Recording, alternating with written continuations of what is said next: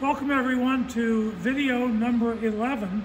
This will be our final video in the Tennis Made Simple series. This one is entitled, by special request, More Tennis, Less Comedy. I'm Dr. Al. Paul Valina is behind the camera, and we have a special guest today. A little bit of background on what we're doing today. I was going to a USTA match a few weeks ago with a partner, a teammate, who said, you know, I like these videos, but a lot of comedy, a lot of your humorous observations, but really not much tennis. So I thought for our grand finale, what would be better than to have a tennis pro give his opinions about tennis to balance my somewhat humorous observations from an amateur standpoint. So we have a great guest today to help do this video, Bob Keefe. Bob, you want to come out here and I'll talk about you a little bit? Bob is in the Illinois Hall of Fame, an elite tennis coach, tennis pro. You're still giving lessons and coaching, right? Still giving lessons and still coaching. Yes. He led the Belleville West, and I like the costume here. He led the Belleville West girls tennis team to, if I'm not wrong, 13 top 10 finishes in the state, correct? Yes, that's true. So you're going to be getting wisdom. I mean, these are his qualifications. My qualifications are, I didn't double fault yesterday. That would be about it. Okay. Now, we've got 5 questions. Bob has seen the questions. I don't know what he's going to say. He doesn't know what I'm going to say. But we're going to just have a little fun and go back and forth with these 5 questions. Perfect. So first one's a softball, I guess. What's the difference between a good shot in tennis and a bad shot in tennis? That's a tough question. From my standpoint, a good shot is the shot where you turn, step in, and you drive it perfectly into a corner just beyond the person's racket, or even if they can get to it, they can't make much of a play. Okay. The bad shot is hitting that same stroke, but then hitting it about 4 feet, 5 feet wide, or mishit it and have it brush against the curtain. Now, I haven't had many of the curtain shots, but I've had plenty of the bad shots. Okay. Now, you see, I have a totally different viewpoint on this, Bob. Okay. I don't think there is such a thing as a good shot or a bad shot. Okay, because I've hit a 150, well, like my forehand's my strength, but I've hit a really hard forehand, and the opposition whistles it back down the line past my partner. So that, to me, no matter how beautiful a forehand, that was a bad shot.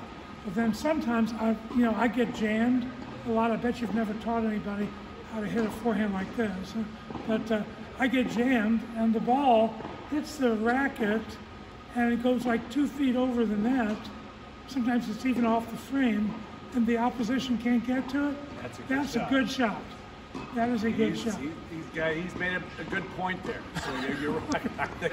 Okay, let's go to number 2. Okay. You've got all these years of experience. Seriously, what have you discovered is the easiest stroke to teach tennis to students, and the one that is the hardest for them to get? Well, the easiest I found for a right-hander on the right side, left-hander on the left side, is hitting the forehand, ground stroke, and the volley are 2 of the easier strokes to teach. When you take that same stroke and move it over to the backhand side for a backhand volley, or backhand ground stroke, those are a lot tougher, even though they're pretty much the same thing. The little change of the grip, they're just doing something that's a little more unnatural. You see, that's interesting, because I've heard so many people say the backhand is the most natural shot. Yeah, I've never believed that. I think the forehand is a natural shot. Well, that's true, but I've had some, not all the time, but oftentimes somebody will come out and hit a great looking backhand, and I'm thinking, well, that's maybe kind of more natural. That for them it is, particularly, for them. but then the forehand they struggle with, so it's not 100% foolproof. But for the most cases, forehand, that volleys, same thing.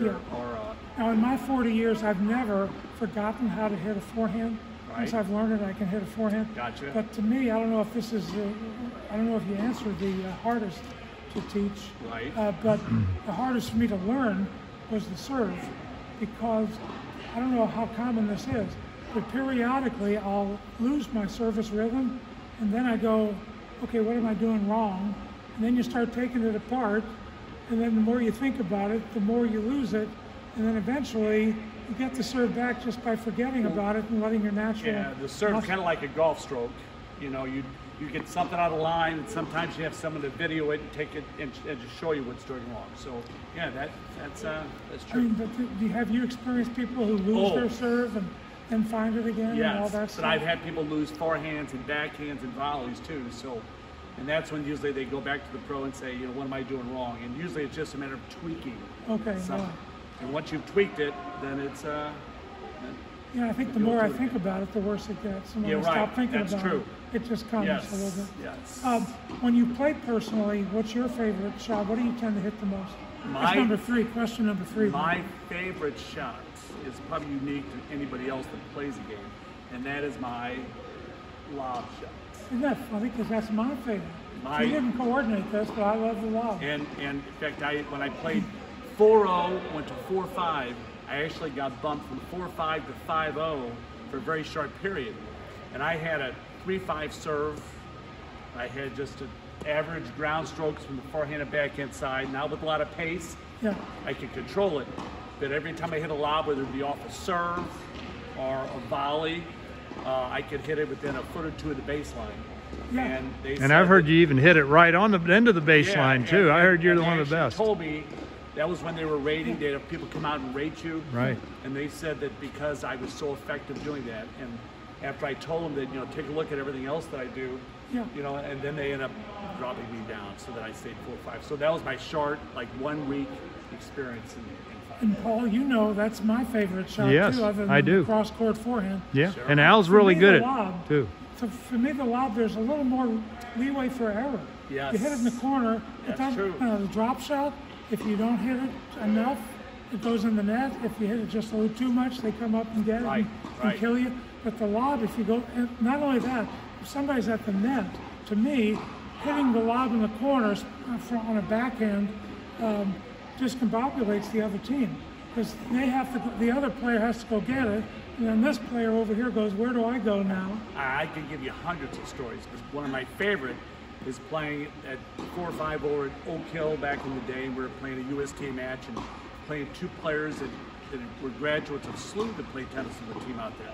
And it wasn't SLU's greatest team or whatever, but they were both collegiate players. And every time they served, everything was a serve and volley. And I took every serve and volley, I took it and lobbed it over the net player's head.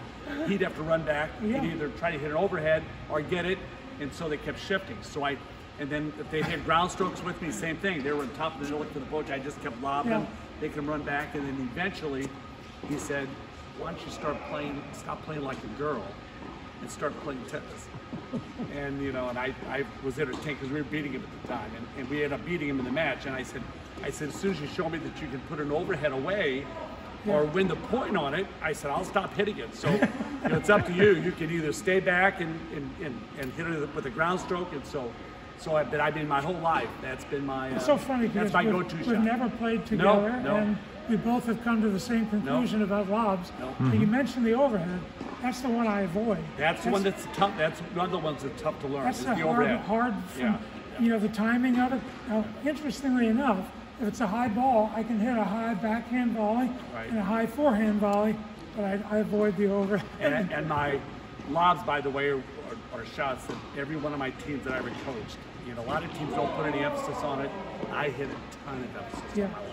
But anyway, and my coach right now goes, oh, you know, the lob's got his place.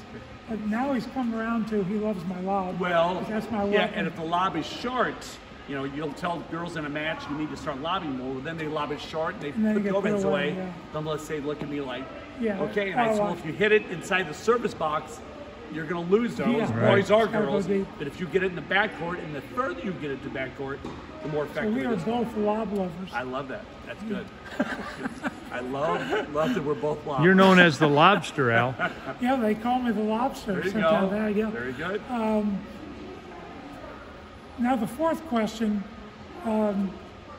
what can you do either before or during a match to get an advantage or intimidate or one-up your opponents? Now, I've got a few ideas here too. Well, I've only got really one for that, and I did it when you go out in a UST match. You start doing a little mini tennis sometimes, and other times you go right to the backcourt, and you're doing your baselines. Well, they're working their ground strokes. Well, after the third ground stroke, I start just feeding them lobs, trying to get my lob high and deep. And of course, he's having to wait for it, either hit it overhead or let it drop, and I just keep hitting it. So this is in warm-up? This is during warm-ups, and they're not happy about that. They want to be sitting and hitting ground strokes. Right. Okay. So eventually they'll say, Could you give me some ground strokes? Hit me some ground strokes, or then they would come up for the net. Okay, so when they're feeding lobs to the net, they like giving those lobs right here where they can put it away. Well, I'm not giving them the short lobs. I'm giving them the high, deep lobs where they've got to run back. So you got to keep going back. And for me, that gives me an idea of, can this guy hit an overhead from the backcourt, or does he get mad and frustrated when he misses it? And if they can't show me that they can't hit that overhead from there, or even from the midcourt, then that's all they're going to see from me. Wow. I mean, if they go back to the baseline, then I'll work my drop shot, bring him in so that I get to lob them again. And that was in singles, that's what I love doing, because I love hitting my drop shot. Yeah. And then they would bring it in. If they got the ball that I could get my rack down on, or forehead back in, it would always be high and deep back that they'd get it, which I hope they did, because I want to take the next shot and drop it. Yeah. And so that was my weapons. I didn't overpower anybody. I've never overpowered anybody my whole life. But my lobs, my drop shots, and then my angles and stuff I can hit. I think my intimidation techniques are a little more maybe mean-spirited. Sure. Like I believe in wearing the right T-shirt to a match. Yeah. Like it says, one of them would be, I'm still radioactive. Okay. Yeah. How about you suck? Something like that, did you? Yeah, yeah. Well, another one I thought of is Donald and I, we never lose. Yeah. You see, that's saying that's good. We're already telling you the winner of this match. And then this is my favorite. Okay. A touch of COVID. Ooh. Just a smidge. You have the words a touch of COVID. I like that. You like that one? Yeah, that'd. Now another idea I have is Shakespeare is very intimidating to people. Yeah. And I don't know. I haven't done it for a whole match. I think talking and calling out the game Shakespearean style, like now I shall serve unto you 30 all's well that ends well. Is that a forehand I see before me? Out thy forehand be. I think I've heard that before when you were playing. Well, from you. Oh, from me. Yeah. That would be very intimidating. That would be intimidating.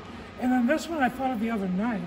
I've never done it, but to get the world's largest tennis bag and have it with as many rackets, like 40 rackets, and say, I've got to get my racket. And then you start rifling through all your rackets, searching for the best weapon of mass destruction, and then you pick one out and you're almost ready. Oh no, that won't work. Then you put that one back, you get another. Too much power. Oh, okay, I'm ready now. That might be irritating, intimidating almost. The Rafael Nadal approach. Man, okay, so those are the last question is what are the meaning? Now you've watched tennis, and what are the meaningless things that people say and do during tennis matches? See, that was the one that I had a tough time. Most of my everything you do is meaningful. Most of everything I do is so meaningful and with a purpose. And I did have one in mind, and I'm gonna have to think about it because I had looked at those questions in a while. Want me to do a You couple? answer yours and see if I can recall what mine was. Some of the ones for me, the most obvious one is everybody does this. It's totally purposeless. The ball clips the net, it's a let, and it goes over, and you win the point. And you have to say, sorry, even at the pro level, right? Sorry, and then you hold out your hand. I think the hand holding is please don't hurt me. I'm not sure what that's for, the hand holding. And then everybody does this. You miss a point, you miss a shot, and immediately you look at the racket. I've had several lessons. That's true. But it's like, how could you do this to me with the racket? is the reason? Well, I recall my meaningless one now. I recall Okay. and this is mainly to my teammate, not my opponent. You know, if I come out in an early morning match, I usually point out that my back is really sore. You know, I've had a tough time with it, so kind of making any built-in excuses. So Right. if there's a short ball that I can't get to and do anything with it, you know, I can do one of these, which is kind of meaningless to them. They don't want to hear it, and obviously they, you know, Yeah. probably don't believe me either. Maybe they do, but so that's my only really meaningless thing. Everything else is with a You see, I've lived a much more aimless, purposeless life. Obviously, you're full of meaning. And a few of the lines, I've got a few lines that I've heard from tennis that Yeah. maybe you can react to a couple of these. Sure.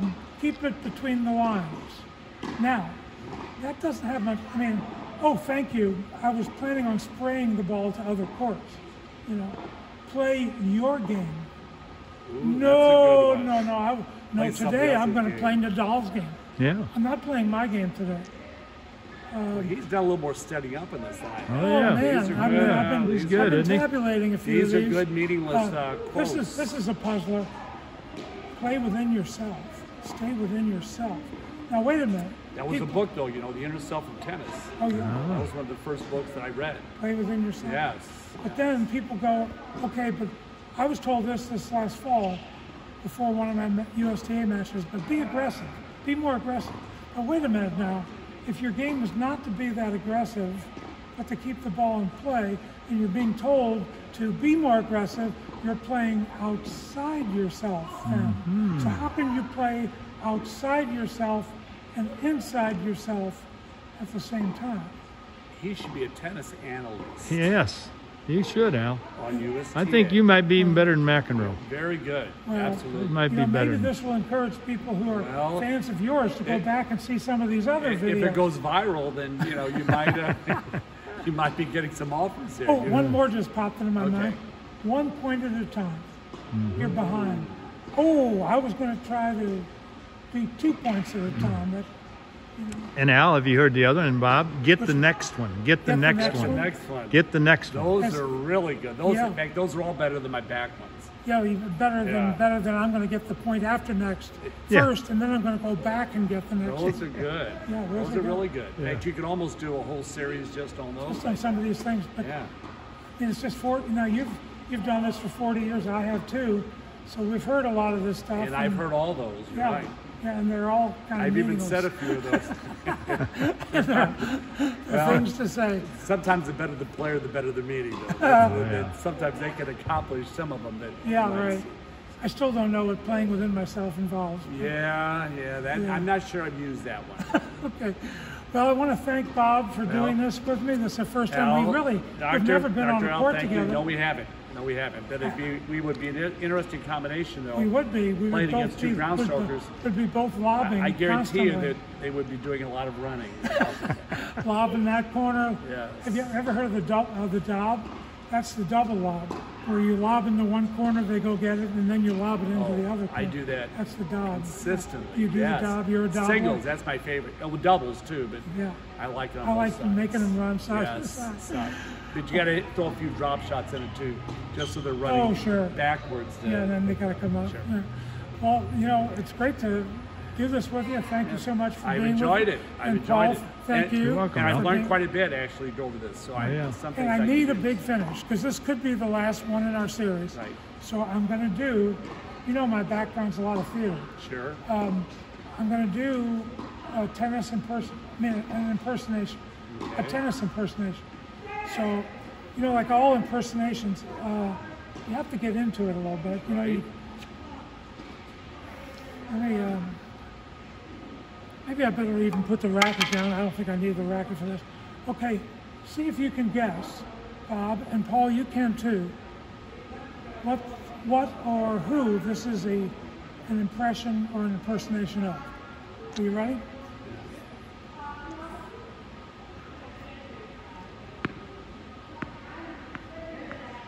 Any guess? Just can, Al. I have no idea. Want me to give you the answer? Sure. Give me three choices. No, I'm going to give you the answer. I can't think of the other two choices. No, the answer is That's the ball dropping in Times Square during New Year's Eve. Really? So on that note, everyone, have a happy tennis future and Happy New Year. Very good.